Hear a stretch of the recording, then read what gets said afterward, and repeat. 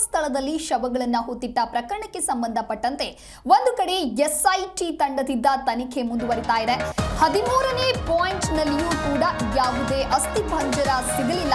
18 ಅಡಿ ಆಗಿದ್ರೂ ಕೂಡ ಅಸ್ಥಿಪಂಜರ ಯಾವುದೇ ರೀತಿಯಾದಂತಹ ಕುರುಹು ಸಿಗಲಿಲ್ಲ. ಜಿಪಿಆರ್ ಬಳಕೆಯನ್ನ ಮಾಡಿದ್ದೂ ಆಯಿತು. ಜಿಪಿಆರ್ ಬಳಕೆ ಮಾಡಿದ್ರೂ ಕೂಡ ಯಾವುದೇ ಎಲುಬಿನ ಸಾಕ್ಷ್ಯ ದೊರೆತಿಲ್ಲ. ಅತಿ ಹೆಚ್ಚು ಶವಗಳನ್ನ ನಾನು ಇಲ್ಲಿ ಹೂತಿಟ್ಟಿದ್ದೇನೆ ಅನ್ನೋದಾಗಿಯೂ ಕೂಡ ಆ ದೂರುದಾರ ಹೇಳಿದ್ದ. ಆದರೆ 13ನೇ ಪಾಯಿಂಟ್ನಲ್ಲಿ ಯಾವುದೇ ಅಸ್ಥಿಪಂಜರ ಸಿಗಲಿಲ್ಲ ಅನ್ನೋದು ಗೊತ್ತಾಗಿದೆ.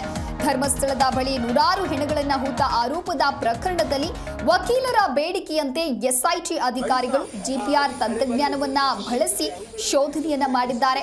ಭಾರಿ ಕುತೂಹಲ ಕೆರಳಿಸಿದ್ದ ನೇತ್ರಾವತಿ ಸ್ನಾನಘಟ್ಟದ ಬಳಿಯಲ್ಲಿ ಗುರುತಿಸಿರುವ 13ನೇ ಪಾಯಿಂಟ್ನಲ್ಲಿ ಜಿಪಿಆರ್ ತಂತ್ರಜ್ಞಾನ ಬಳಸಿ ಡ್ರೋನ್ ಮೂಲಕ ಸ್ಕ್ಯಾನ್ ಮಾಡಿದ್ರೂ ಕೂಡ ಯಾವುದೇ ಸಾಕ್ಷ್ಯ ಅಲ್ಲಿ ಲಭ್ಯವಾಗಿಲ್ಲ.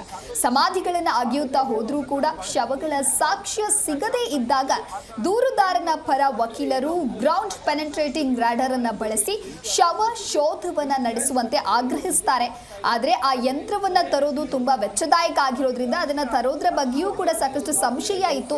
ಕೊನೆಗೂ ಕೂಡ ರಾಜ್ಯದ ಡಿಜಿಪಿ ಅವರೇ ಜಿಪಿಆರ್ ಯಂತ್ರದ ಶೋಧ ಕಾರ್ಯಕ್ಕೆ ಒಪ್ಪಿಗೆಯನ್ನು ನೀಡುತ್ತಾರೆ. ಅದರಂತೆ ಅತಿ ಹೆಚ್ಚು ಶವಗಳನ್ನು ಹೂತಿದ್ದೇನೆ ಅಂತ ಹೇಳಿದ್ದ 13ನೇ ಪಾಯಿಂಟ್ನಲ್ಲಿಯೇ ಜಿಪಿಆರ್ ಶೋಧನೆಗೆ ಎಸ್ಐಟಿ ಕೂಡ ಮುಂದಾಗಿತ್ತು. ಇದಲ್ಲದೆ ಎಸ್ಐಟಿ ಮುಖ್ಯಸ್ಥ ಪ್ರಣವ್ ಮೊಹಂತಿ ಅವರೇ ಖುದ್ದಾಗಿ ಬಂದು ಜಿಪಿಆರ್ ಶೋಧ ಕಾರ್ಯಕ್ಕೆ ನೇತೃತ್ವವನ್ನು ನೀಡಿತು. ಆದರೆ ಎಷ್ಟೇ ಅಡಿ ಅಗದ್ರೂ ಕೂಡ 13ನೇ ಪಾಯಿಂಟ್ನಲ್ಲಿ ನೆನ್ನೆ 13ನೇ ದಿನದ ಕಾರ್ಯಾಚರಣೆಯನ್ನ ಮಾಡಲಾಯಿತು. ಇನ್ನು 8 ಅಡಿ ಅಗಲ, 22 ಅಡಿ ಉದ್ದ, 18 ಅಡಿ ಗುಂಡಿಯನ್ನ ಅಗೆದ್ರೂ ಕೂಡ ಯಾವುದೇ ಅವಶೇಷಗಳು ಪತ್ತೆಯಾಗಿಲ್ಲ. ಹಾಗಾಗಿ ದೂರುದಾರ ಹೇಳ್ತಾ ಇರೋದು ನಿಜಾನ ಸುಳ್ಳ ಅನ್ನುವಂಥ ಮತ್ತೊಂದಿಷ್ಟು ಚರ್ಚೆಗಳು ಇದೀಗ ಆರಂಭ ಆಗ್ತಾ ಇದೆ.